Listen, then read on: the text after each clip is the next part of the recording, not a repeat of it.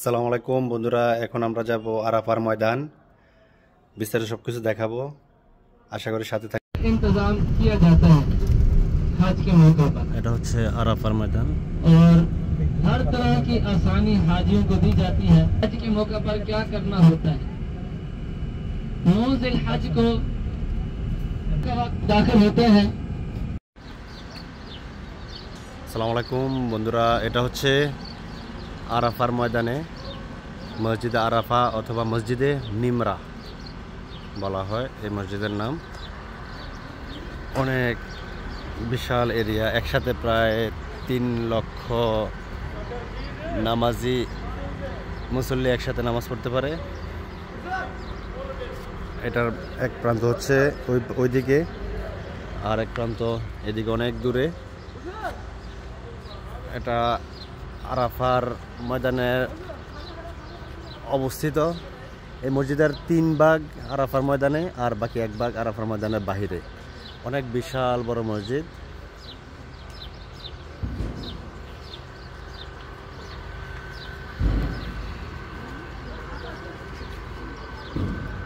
যে খুতবা এই মসজিদ থেকে দেয়া হয়।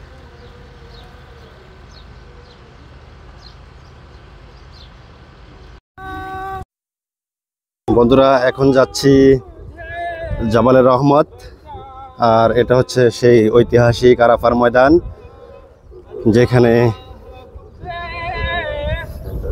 সমস্ত হাজিরা একত্রিত হন। ওই যে দেখা যাচ্ছে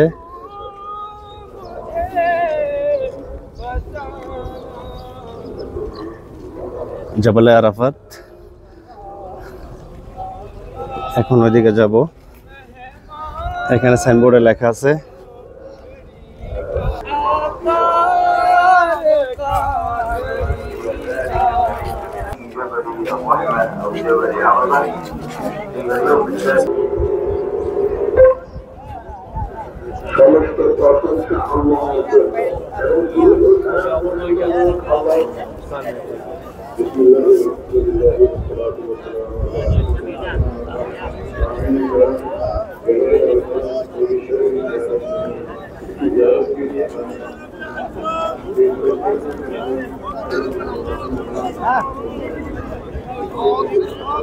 জাবালে রহমত আরাফার ময়দানে।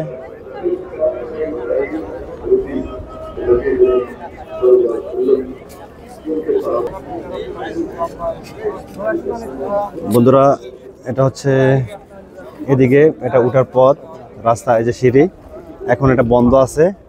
এই দিক থেকে উঠে তারপর ওই দিক দিয়ে যে আবার উঠতে হয়। আর মেইন যে স্তম্ভটা হচ্ছে এটা হচ্ছে উপরের চূড়াটা জাবালে রহমত। এখানে হযরত আদম আলাইহিস সালাতু ওয়াস সালাম জান্নাত থেকে দুনিয়ায় আসার পরে এখানে হযরত মা হাওয়া আলাইহিস সালাতু ওয়াস সালামের সাথে সর্বপ্রথম দেখা হয়। তারপর হযরত ইব্রাহিম আলাইহিস সালাতু ওয়াস সালাম বাইতুল্লাহ শরীফ নির্মিত হওয়ার পরে এখান থেকে হজের জন্য আল্লাহর পক্ষ থেকে যত মানুষ এখান থেকে আহ্বানের পরে সাড়া দিয়েছে রূহের জগতে, তত মানুষ কিয়ামত পর্যন্ত এখানে হজ করতে আসবে। আর আমাদের প্রিয় নবী হযরত মুহাম্মদ সাল্লাল্লাহু আলাইহি সাল্লাম যে বিদায় হজের ভাষণ, একটা উটের পিঠে বসে এই জাবালে রহমত, এই পাহাড়ের ওখান থেকে বিদায় হজের ভাষণ দেওয়া হয়েছিল। এই সেই ঐতিহাসিক জায়গা।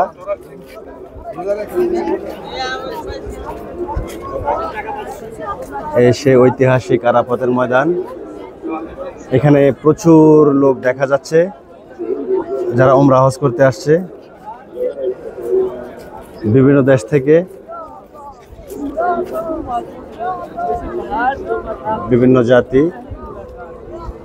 एक जंगल है पहाड़ों के अंदर, इधर तो ना कोई पानी का इंतजाम है, सहरा हर तरफ। कौन आएगा यहाँ पे? तूने अपना घर तो बनवा लिया, इबादत के लिए कौन आएगा?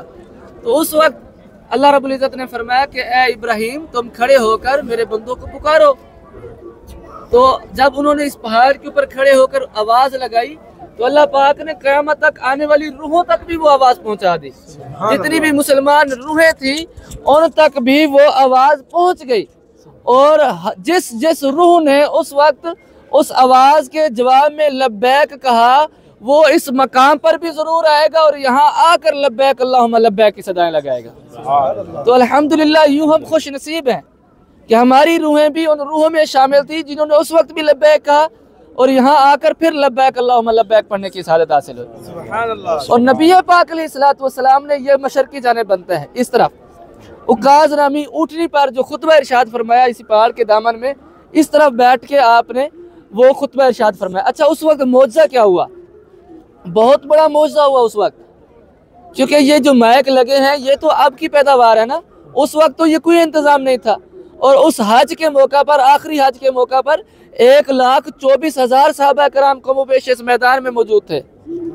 हज्जतुल विदा के मौका पर 1,24,000 सहाबा कराम, नबी पाक अलैहिस्सलातु वस्सलाम यहाँ से बैठ के आप कलाम फरमाते, जैसे पहले सहाबी तक आवाज़ पहुँचती वैसे ही जो आखिर के अंदर सहाबा कराम थे उन तक भी वैसे आवाज़ पहुँचती थी। ये मौजज़ा आवाज़ को सब सहाबा तक अल्लाह रब्बुल इज़्ज़त ने पहुँचा दिया। तुम्हारे नबी कितने खूबसूरत थे।